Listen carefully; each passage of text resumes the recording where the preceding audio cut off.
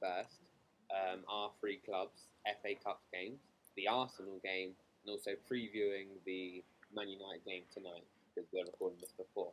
So first of all, on Friday night, we had Swindon Man City. It was 4-1 for City. Not gonna lie, with the lineup, I was very shocked to see eight, nine starters, like first 11 they can play against Chelsea or Liverpool. I was shocked. I assumed straight away that it was to keep the players sharp, otherwise they would have a 2 week break coming up against Chelsea, which is, I think, too long. But I guess that's the reason. Not complaining, still comfortable win. A bit annoyed to concede a goal, but not really that important. But other than that, it was pretty comfortable. I mean, yeah. Cole Palmer's goal, I should talk about that one. What goal that was. Clean taken. He's a good prospect coming to the City Academy. Yeah, I think there's much going on in that game, except from Swindon always going to get beat, and City always going to beat them. Jesus missed the penalty. Who's your penalty taken out? Is it Maris? It's still Maris. It's just because you've had problems with penalties in the past. Yeah, we have. I think now since Maris at AFCON, I'd say in terms of who I think it'll be, I think it'll be De Bruyne. I'd probably trust Gundogan more, to be honest. I think De Bruyne's miss more, but I wouldn't mind De Bruyne. I mean, if Grealish was in the team, would you let him take one to try and get confidence up? If we're already winning. You don't trust him to score a penalty? Huh? You don't trust him to score a penalty? Last minute in the Champions League final, would you trust Grealish? I don't know. I mean, people were screaming for him to take a penalty in the Euros over Saka. So. Over Saka, yeah, but I think with the penalty takers we already have, I think Gundogan. No, you don't have many. You don't have many. You don't have Gundogan, De Bruyne, Mahrez, Jesus, Cancelo, all of those can take. Sterling, Edison will probably take better than most players. So yeah, Grealish wouldn't be in the first three in the Champions League. I don't know. Well, this is my opinion right now. Maybe he'll be better. Okay. Move on to the Chelsea game then. 5-1. Lewis, what's your verdict? Yeah, same as Felipe. I was very shocked to see the team. But I think it's the same reason. I mean, Lukaku and Werner are just back from COVID. Just trying to get them fitness. But a good start for the left back, Lewis Hall. I think a lot of Chelsea fans are very excited to see him. I mean, the Digne deal has very quickly closed down. So we're going to have to rely on some youth. And I think he was brilliant. I think if anyone watched the game, they could see he was brilliant. He got an assist for Lukaku as well. And that's good for Lukaku to get his confidence up after that horrible interview. But yeah, it was good to see. It was actually good to see Chesterfield score. I think that was good. Yeah. Because, I think they showed real courage throughout the game. They never gave up. They never let their heads drop. Yeah, they're a good little team. I mean, it's the glory of the FA Cup, isn't it? You see non-league teams coming to big stadiums, and imagine what they'll do for them. Okay, swiftly moving on. Swiftly moving on to the Liverpool game. Well, we conceded first. It was a bit poor defending from Konate, to be honest. Didn't mark his near post, but it was pretty obvious we were always going to get back in the game. I think the goal was all we needed. First goal from Cade Gordon, good finish. Fabinho scored the penalty, and then Firmino with the cheeky back heel, and then Fabinho finished it off. I don't think there was much in that game either. Our lineup was pretty strong too. Had a couple of youngsters on there, but in the end, who was going to win that game? And the shock result. Moving on, Nottingham Forest versus Arsenal. That was always going to be one. I mean, we had that two now. Newcastle getting knocked out. Cambridge as well. Yeah. Yeah, that was Cambridge one with Trippier making it. But I think this one's worse. This one's definitely worse. I think this one's worse, considering Arsenal last game played amazing against Man City. To see this was shocking for one, and also their lineup, I don't think should be an excuse for Arsenal fans because they were playing Leno, who I think is a good goalkeeper. They were still playing Ben White. They were still playing Martinelli. Still playing Erdegaard. Still playing Saka.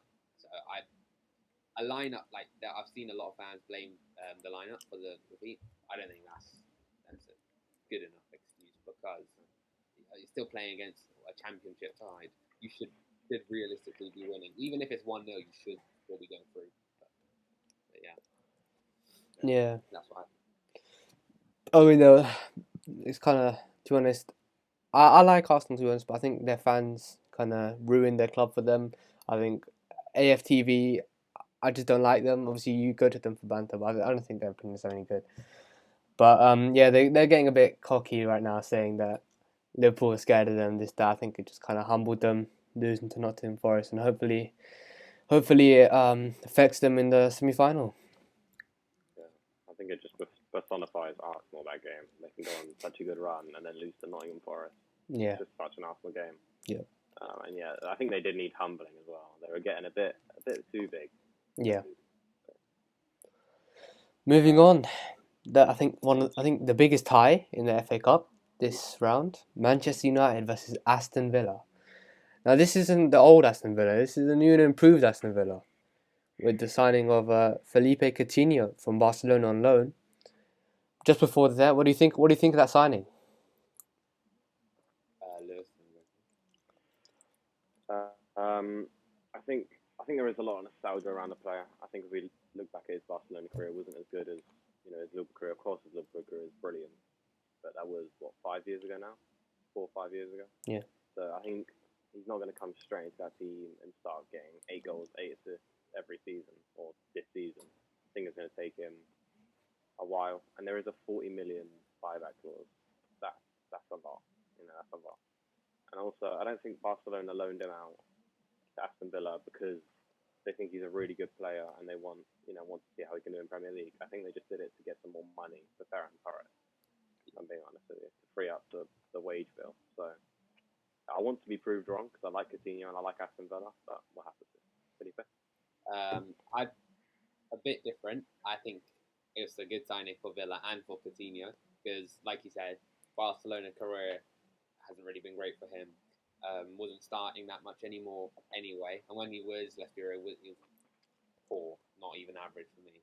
So I think a move to the Premier League, to the big stage, is going to be good for him. Not to a Big Six team, of course, but a move to a middle position team might be good for him. He can get those numbers for Villa. They are paying a huge wage bill, which is 250,000, and like Lewis said, 40 million. It's a lot of money. But I think if he can find a glimpse of his old form in the Premier League, I think it'll be worthwhile for Villa. Abdullah? Well, yeah, obviously, he used to play for my club. Fell in love with Coutinho a couple of years back, but obviously he left. But yeah, I think Coutinho, I think he still has it in him. I think obviously Barcelona didn't work out for him, but I think that's more Barcelona not knowing how to use Coutinho more than Coutinho not being Coutinho. I think he'll work under Steven Gerrard, obviously his former player, and yeah, I think it'll work in the end. I think it's a good signing, and I think like Aston Villa as a club, I think if you look at it over the range of the season, it will cost them around 4 to 5 million in the wages and everything had to have Coutinho, and I think that's a steal to have a player of Coutinho's qualities, even if he doesn't perform every game.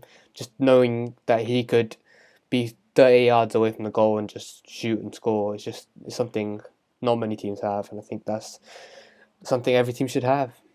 But yeah, moving on to Manchester United, they're having a bit of a rough patch at the moment, to say the least. What do you think of them, Felipe? Manchester United, yeah, the Wolves game was a massive setback. I saw a lot of Manchester United fans on TikTok saying, well, if we win all these games in hand, then we'll be this, there, and the other. But it's not a guarantee with Manchester United under Ragnick this season, or Ollie for that matter, or anyone since Sir Alex Ferguson. It's a different Man United team from the ones in the past. But I think they'll win this game. I think they'll win it 2-0 because I feel like there's a lot of backlash against the club, and if they don't win this, if they get knocked out of the FA Cup, what are they going to win? They're not going to win the Champions League, not going to win the Premier League, they're at the Carabao Cup. There's a lot of pressure in this game, so I think they'll win it. Fair enough. I also agree with Lewis in kind of that I think a lot of United fans would want them to go for it, and if I was a United fan, I would also want United to go for it. Like I said, out of the EFL Cup, they're not realistically they're not winning the Champions League, um, and they're far from the Premier League. So I think I would want Ranić to put out a good side, and I guess we'll see. I think United will win. I would say I think Villa will score. I'm going to say 2-1 or 3-1 to Man United.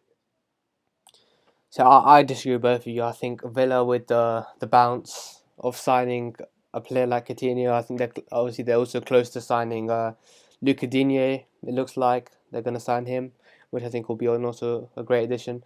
I think with that bounce and Steven Gerrard, I don't think he's not a bad coach, and I think he's even you look at the game against Liverpool, you look at the game against City, he gave them both a tough game, and I think it's a different Villa under Steven Gerrard, and I think they'll win this one. I think they'll win this one 2-1, and I think they'll knock the Giants, Manchester United, out of the FA Cup.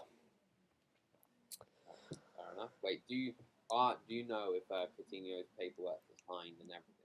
I don't think he's going to be able to play, but I think just the bounce from him being a Villa player will just drive them.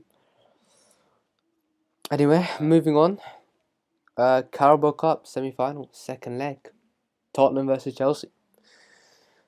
Lewis. Yeah, I think this one's in the bag. I think I don't want to speak too soon, but I can't see Tottenham. They don't play very attackingly. If they win, they win by 1 goal. We saw against Watford, they scored in the last minute, 1-0. I don't think they're a team to go to Chelsea, who play a very strong defensive line and 2 brilliant midfielders and score 2 goals, and that's without Chelsea scoring. So I think they will score, but I think it'll be 1-1, and I think Chelsea will go through to the final. Okay, Felipe. I agree in the fact that they don't play very attacking football. I think sometimes their football very negative, not really going forward. They're, in the first leg, I noticed a lot that who was that? Doherty and Emerson being pushed back a lot by Chelsea's fullbacks. I think that's quite a negative way to play football. I know Conte's a great manager, but that's just not how I see things.